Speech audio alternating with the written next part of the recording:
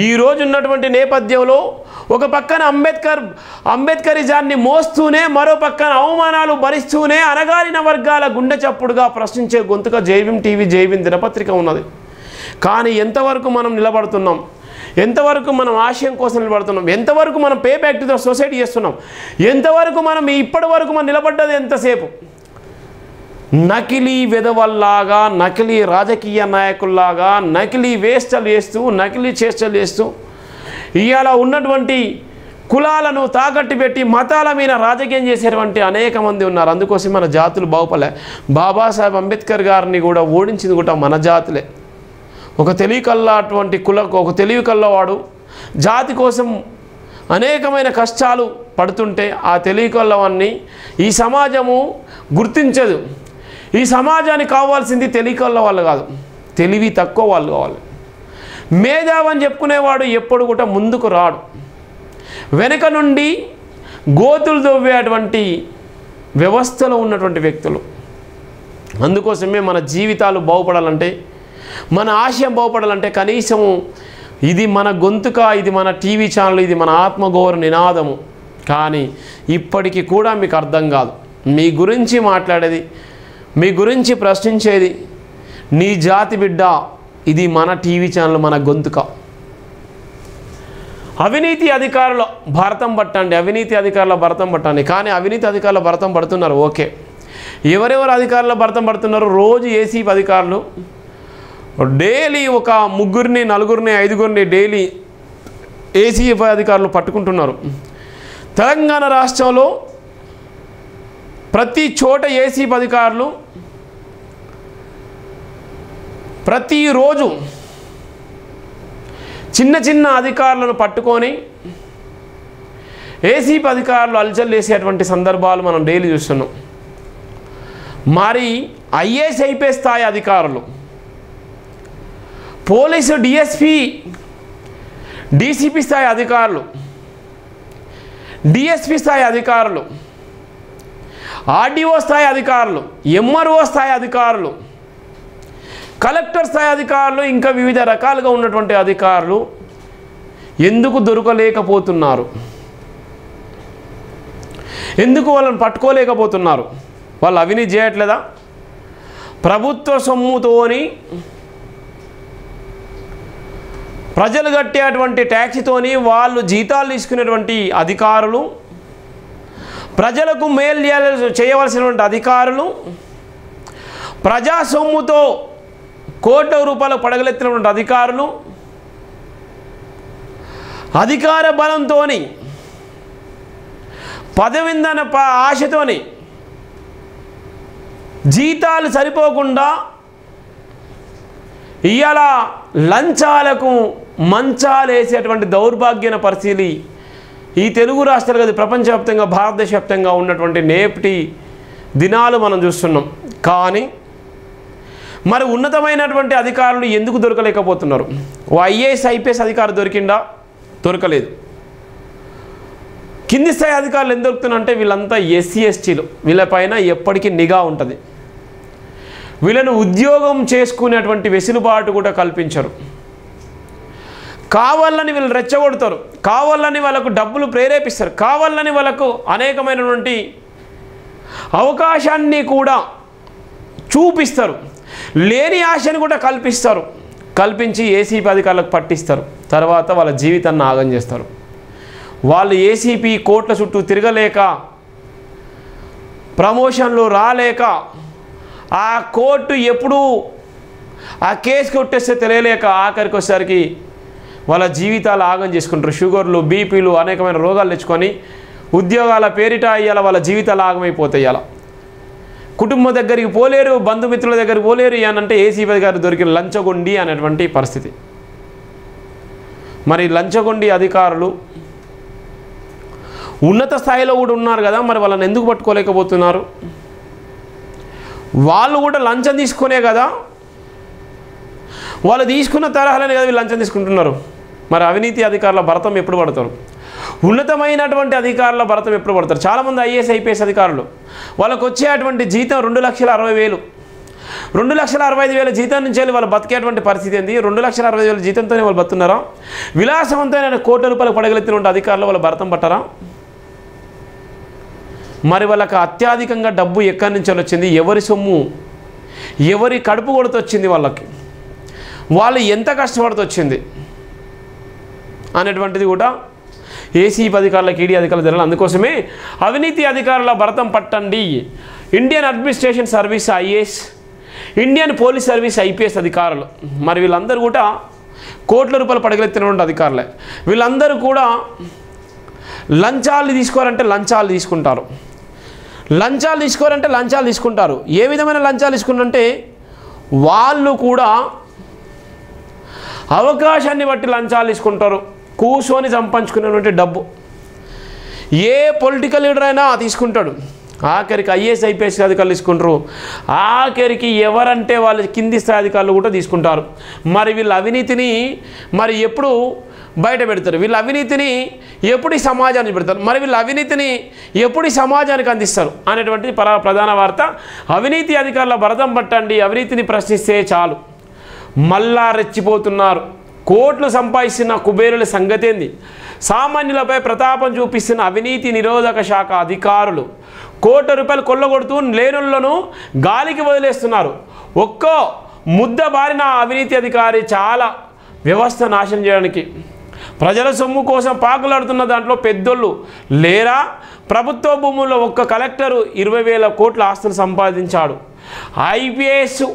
IPS అధికారులను వెంటాడుతున్న అవినీతి కేసులు, అవినీతి అధికారులకు తెలివైన రక్షణ కల్పిస్తున్న పోలీసులు.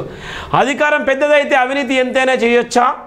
అందరిది ఒకే లక్ష్యం, అవినీతి సొమ్మును సంపాదించడం. డాక్టర్ వరిగెల శివ ప్రధానంగా రాసినటువంటి వార్త. ఇది రాయాలంటే గడిచి ఉండాలి. ఇలా అవినీతి చేసేటువంటి అధికారులు, అవినీతికి పాల్పడ్డటువంటి అధికారులు, అవినీతి కేసులో ఉన్నటువంటి అనేకమైనటువంటి ఉన్నతమైనటువంటి అధికారులు, ఐఏఎస్ ఐపీఎస్ స్థాయి అధికారులు, మరి వాళ్ళు అవినీతి కేసులనే వాళ్ళు కోర్టు చుట్టూ వాళ్ళ మీద కేసులు అవుతుంటే మరి ఏసీబీ అధికారులకు వాళ్ళని ఎందుకు పట్టుకోలేకపోయారు? రెడ్ హ్యాండ్గా వాళ్ళని ఎందుకు పట్టుకోలేకపోయారు? సమాధానం చెప్పండి, ఎందుకు పట్టుకోలేకపోయారు? ఇవాళ కింది స్థాయి అధికారులు, ఎస్సీ ఎస్టీ బీసీ మైనార్టీలు, ఇవాళ ఉన్నటువంటి చిన్న చిన్న అధికారులు 5,000కు 2,000కు 3,000కు 500కు 1,000 రూపాయలకు ఇలా దొరుకుతున్నారు. వాళ్ళని ఏసీబీ అధికారులు పట్టుకుంటున్నారు. ఓకే, వాళ్ళని కూడా పట్టుకోవాలి, అవినీతి చేస్తున్నటువంటి అధికారులు. మరి ఉన్నతమైనటువంటి అధికారులను ఎప్పుడు పట్టుకుంటారు? ఉన్నతమైన అధికారులు అవినీతి చేయట్లేదా? ఉన్నతమైన అధికారులు కోట్ల రూపాయలకు సంపాదించుకోవట్లేదా? ఒక జిల్లా కలెక్టర్ అంటేనే 20,000 కోట్ల రూపాయలు సంపాదించుకున్నారంటే ఏంది ఆ పరిస్థితి? ఒక జిల్లా కలెక్టర్ 20,000 కోట్లు, 30,000 కోట్లు, 10,000 కోట్లు, 15,000 కోట్లు సంపాదించుకునేటువంటి పరిస్థితి ఉందంటే అవినీతి చేసి సంపాదించుకున్నాడా లేకపోతే ఉద్యోగరీత్యాలు సంపాదించుకున్నాడా? ఎంతమంది జీవితాలు, ఎంతమంది జీవితాలను నాగం చేసి, ఎంతమంది లైఫ్లను రోడ్డు మీద పడేసి సంపాదించుకున్న సొమ్ము అది. మరి ఏసీబీ అధికారులకు ఇవి కనబడయా? ఉన్నతాధికారుల దృష్టికి ఇది పోదా? మరి సీఎం లాంటి వ్యక్తులకి అవినీతి చేసినట్టు అధికారులు, ఉన్నతమైన పోలీస్ అధికారులకు ఇవి కనబడయా? అందుకోసమే ఇది కూడా ఒక వివక్షతనే. ఇవాళ ఉన్నటువంటి నేపథ్యం చూడండి, కూర్చొని సంపాదించుకునేటువంటి పరిస్థితి ఉంటుంది. అధికారాన్ని బట్టి అవినీతిని కొనసాగించడంలో అధికారులు ఆరితేరిపోతున్నారని డాక్టర్ వరిగెల శివ కఠినంగా హెచ్చరించారు. ప్రభుత్వ వ్యవస్థలో మొద్దు బారిన తనాన్ని ప్రదర్శించిన అవినీతి అధికారులు మళ్ళా రెచ్చిపోతున్నారు. దానివల్ల ప్రభుత్వ వ్యవస్థలో పనిచేస్తున్న అధికారులకు తీవ్ర అంతరాయాలు కలుగుతున్నాయన్నారు. తెలంగాణ రాష్ట్రాల అవినీతి నిరోధక శాఖ సంస్థ ఎంతటి ఆదర్శవంతాన్ని పరిచిందో రికార్డు స్థాయిలో పట్టుబడుతున్న అవినీతి అధికారులు జాబితాను పరిశీలిస్తే తెలిసిపోతుందన్నారు. ఇదంతా కేవలం ప్రభుత్వ అవినీతిని నిర్వహించాలని తీవ్రంగా ప్రయత్నం చేస్తున్న తెలంగాణ ప్రజలు భావిస్తున్నారు. కొంతమంది ఉన్నతాధికారులు అక్రమాలకు కొనసాగించడం కోసం అవినీతి మార్గాలను ఎంచుకుంటూ వాటిలోనే జీవిస్తున్నారు.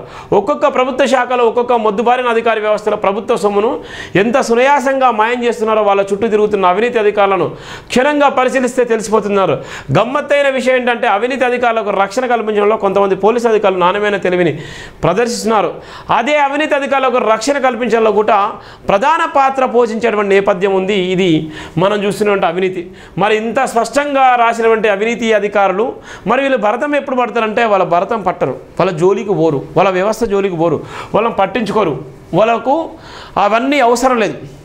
సొమ్ము ఒకటిది సోకొకటిది. ఎక్కడైనా కూడా పేదవాడిని వంచాలి, పేదవాడిని నడ్డి విరిచి డబ్బులు వసూలేయాలి, పేదవాని మీద అనేక రకాలుగా భయభ్రాంతులకు గురియాలి. అవినీతి చేసేటువంటి అధికారులు ఎవరైతే ఉన్నారో, ఇవాళ ఉన్నటువంటి సీఎం స్థాయిలో ఉన్నటువంటి స్థాయిలో అధికారులు ఉన్నారు, ఇవాళ ఉన్నటువంటి చీఫ్ సెక్రటరీ స్థాయిలో ఉన్నటువంటి అధికారులు, డీజీపీ స్థాయిలో ఉన్నటువంటి అధికారులు, ప్రతి చోట అవినీతి విచ్చలవిడిగా ఉంది. ప్రతి చోట అవినీతి ఉంది. అవినీతి లేనటువంటి సమాజం లేదు. అవినీతి ఈ దేశంలో అత్యధికంగా అవినీతి చేసేటువంటి అధికారులు ఎవరైనా ఉంటే ఇవాళ ఉన్నటువంటి ప్రభుత్వ ఉద్యోగస్తులే. రాసి పెట్టుకోండి, అవినీతి చేసేటువంటి అధికారులు ఎవరైనా ఉన్నారంటే ప్రభుత్వ ఉద్యోగస్తులే.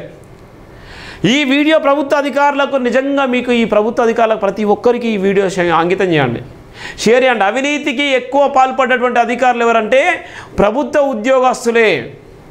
ఇవాళ అవినీతి చేయకుండా ఉన్నటువంటి ఎవరైతే ఉన్నారంటే ప్రభుత్వానికి ఇవాళ డబ్బులు ట్యాక్సీ కట్టేటువంటి ఎవరైతే ఉన్నారో వాళ్ళందరూ కూడా అవినీతి చేయాలన్నటువంటి దౌర్భాగ్యమైన పరిస్థితులు ఉన్నారు, మోసపోతున్నారు. కష్టపడ్డ సొమ్మును చెమట చుక్కలను కూడా రక్త ముద్దలుగా మార్చుకొని ఇవాళ ఉన్నటువంటి అధికారులకు డబ్బులు ఇచ్చేటువంటి దౌర్భాగ్యమైన పరిస్థితుల్లో ఇవాళ ఉన్నటువంటి శ్రామికులు ఉన్నారు.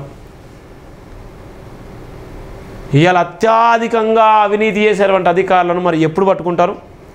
ఒక్కొక్కరి దగ్గర టౌన్ ప్లానింగ్ జిహెచ్ఎంసీలో 200 కోట్లు 300 కోట్ల అవినీతి పరులు ఉన్నారు. వాళ్ళ కదలికలపైన ప్రభుత్వం దృష్టి పెడితే ఈ రాష్ట్రానికి రావాల్సిన బడ్జెట్ అంతా వాళ్ళ దగ్గర వస్తుంది. ఇలా కొద్దిమంది అధికారులు సంపాదించుకున్న సొమ్మంతా రికవరీ చేసి తెలంగాణ రాష్ట్రానికి కావాల్సిన బడ్జెట్ సమకూర్చుకోవచ్చు రేవంత్ రెడ్డి గారు.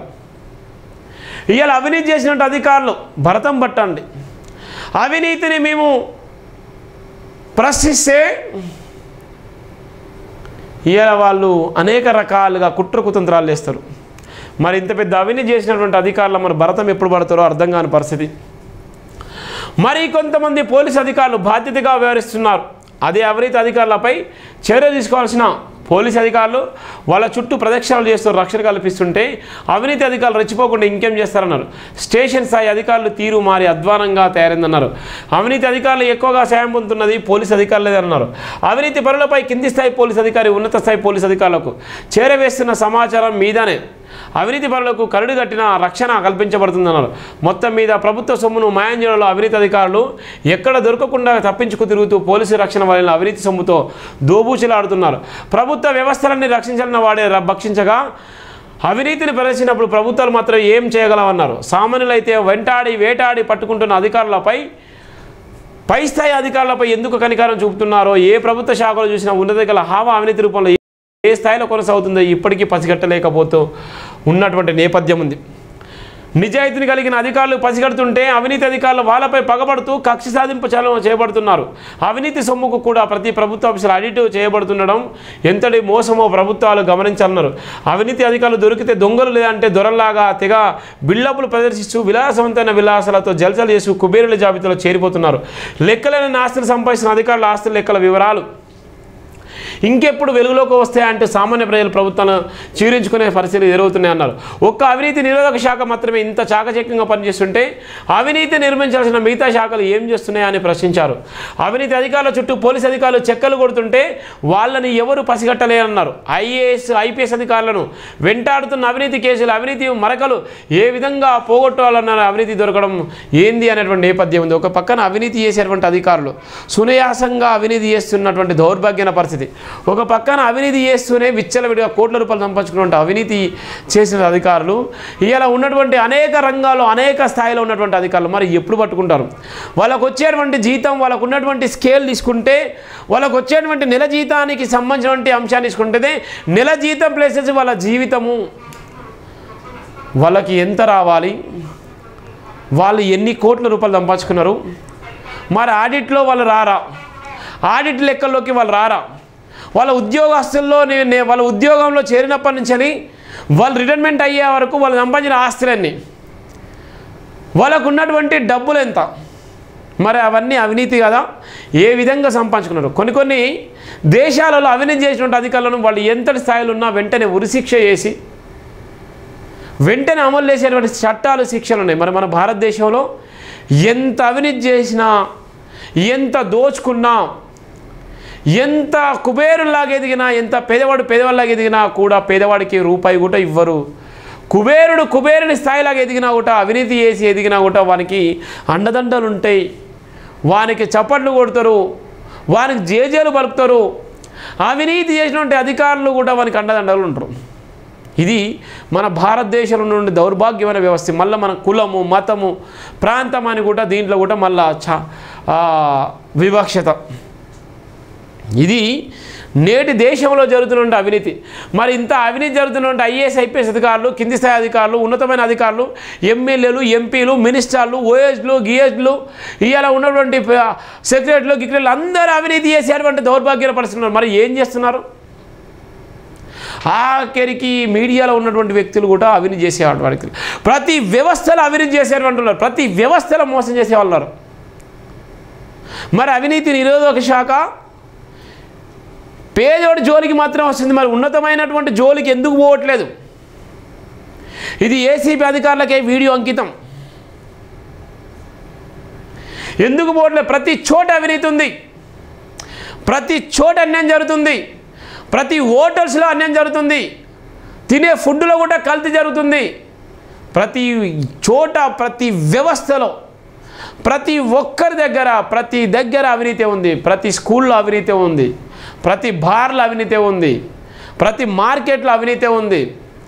ఏ రంగంలో చూసినా అవినీతి కుప్పలు తెప్పలుగా ఉన్నటువంటి అవినీతి ఉంది. ఏ సంస్థలో చూసినా అవినీతి ఉంది, ఏ మతంలో చూసినా అవినీతి ఉంది, ఏ కులంలో చూసినా అవినీతి ఉంది, ఏ పార్టీలో చూసినా అవినీతి ఉంది. మరి అన్నీ కాదా? మరి ఇవన్నీ కనబడయా? ఓన్లీ సామాన్యులు మాత్రమే కనబడతారా అనేటువంటిది ప్రధానమైనటువంటి వార్త. అందుకోసమే ఇవాళ ఇంతగానో అవినీతి చేసేటువంటి అధికారులు మరి ఏం చేస్తున్నారు? ఇది జైవింద్ర పత్రికల నుండి ప్రధానమైనటువంటి వార్త.